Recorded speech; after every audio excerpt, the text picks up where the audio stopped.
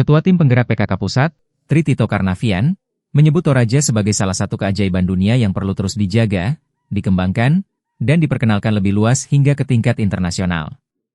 Hal itu disampaikan Tri Tito Karnavian saat melakukan kunjungan kerja ke Toraja pada 6-8 Juli 2026. Kunjungan tersebut dilakukan dalam rangka meninjau berbagai program kegiatan PKK, layanan posyandu, kegiatan Dekranasda, pembagian kartu identitas anak, KIA, serta sejumlah agenda kebudayaan dan pariwisata. Dalam kunjungannya, Tri Tito Karnavian juga menyempatkan diri mengunjungi objek wisata Kete, Kesu, dan menghadiri pesta adat Rambu Solo, salah satu tradisi adat masyarakat Toraja yang menjadi bagian penting dari kekayaan budaya daerah. Toraja adalah keajaiban dunia bagi saya. Rumah tongkonan yang menceritakan banyak hal, tidak hanya dari motifnya, tetapi juga cerita yang perlu disampaikan seluas-luasnya dan harus dipertahankan, karena hanya ada di Toraja dan tidak ada di tempat lain. Ini kekayaan alam dan budaya kita, kata Tri Tito Karnavian saat berkunjung ke objek wisata Kete, Kesu. Menurutnya, kunjungan tersebut menjadi bagian dari upaya mendorong daerah agar terus bergerak maju melalui penguatan program yang berdampak langsung bagi masyarakat.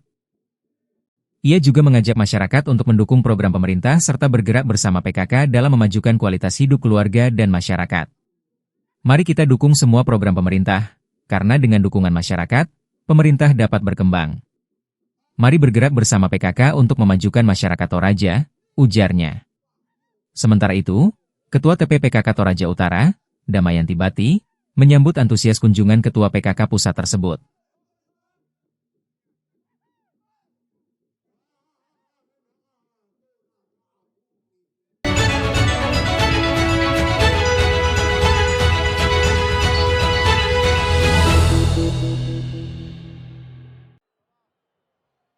Timnas memastikan langkah ke perempat final setelah menciptakan comeback dramatis untuk menundukkan dengan skor 3-2 pada babak 16 besar di Mercedes-Benz Stadium, Atlanta, Rabu 8 Juli dini hari waktu Indonesia Barat. Argentina harus bekerja keras setelah tertinggal 2 gol hingga menit ke-67. Mesir membuka keunggulan melalui gol pada menit ke-14. Peluang Argentina menyamakan kedudukan sempat datang 5 menit kemudian, tetapi penalti berhasil digagalkan kiper. Meski terus menekan sepanjang babak pertama, Argentina gagal membobol gawang Mesir yang tampil disiplin. Skor 1-0 untuk Mesir bertahan hingga turun minum. Memasuki babak kedua, Mesir sempat mencetak gol lewat pada menit ke-53. Namun, gol tersebut dianulir VAR karena terjadi pelanggaran dalam proses serangan. Mesir akhirnya benar-benar menggandakan keunggulan pada menit ke-67. Serangan balik yang dibangun diakhiri penyelesaian Mostafa Ziko untuk mengubah skor menjadi 2-0.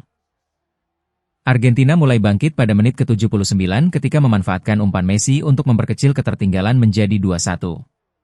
5 menit berselang, Messi menebus kegagalan penaltinya dengan mencetak gol penyeimbang. Tendangan kerasnya dari dalam kotak penalti gagal dihentikan Shoubir sehingga skor berubah menjadi 2-2. Saat pertandingan tampak akan berlanjut ke babak tambahan, Argentina memastikan kemenangan pada masa injury time. Umpan berhasil diselesaikan menjadi gol pada menit 92 yang membawa Albiceleste menang 3-2. Kemenangan tersebut mengantar tim asuhan melaju ke babak perempat final. Argentina selanjutnya akan menghadapi pemenang pertandingan antara dan untuk memperebutkan tiket ke semifinal.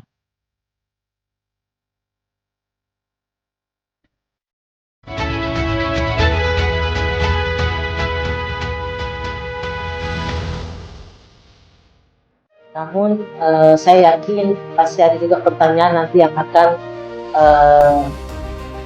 tentang yang berkaitan dengan kegiatan HKG, karena seperti kita ketahui bahwa sejak dari tanggal 8 sampai 12 nantinya itu ada 2 agenda penting, 2 agenda nasional yang akan dilaksanakan di Makassar, Sulawesi Selatan. Yang pertama yaitu acara puncak dan pameran Dekranas ke-40, acara puncak Dekranas ke-46 dan pamerannya yang akan dilaksanakan dari tanggal 8, itu 8 khusus untuk Sulawesi Selatan, dan tanggal 9 sampai dengan 12 itu Selindo, seluruh Indonesia, Dekranasda seluruh Indonesia.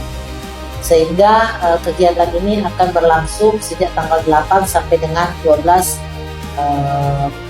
Juli tahun 2026, yang mana nantinya tentu saja pameran untuk Dekranas itu akan, dan acara puncak akan dihadiri dan dibuka oleh Ibu Ketua Umum Dekranasda Pusat, Ibu Selvi Gibran, yang nantinya akan tiba pada tanggal 10, yang mana langsung dari bandara akan melakukan peninjauan di salah satu titik yang berkaitan dengan pemberdayaan ekonomi masyarakat, kemudian akan langsung ke TSM menghadiri acara puncak dan membuka.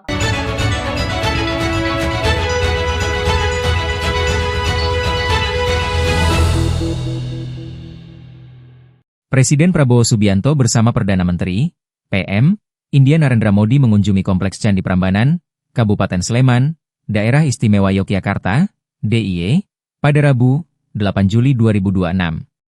Kunjungan tersebut menjadi bagian dari rangkaian kunjungan kenegaraan PM Modi ke Indonesia sekaligus menegaskan eratnya hubungan sejarah, budaya, dan peradaban antara Indonesia dan India.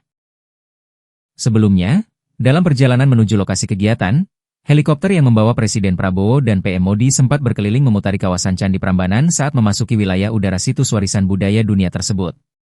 Momen tersebut memberikan kesempatan bagi kedua pemimpin untuk menikmati panorama kompleks candi bersejarah yang menjadi salah satu ikon kebudayaan Indonesia dari udara.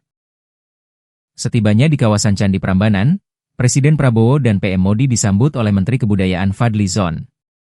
Suasana penyambutan berlangsung hangat dengan kehadiran anak-anak sekolah yang mengenakan busana batik lurik di kawasan Candi Prambanan. Kedatangan kedua pemimpin juga disambut dengan tari Ramashinta yang diiringi alunan gamelan.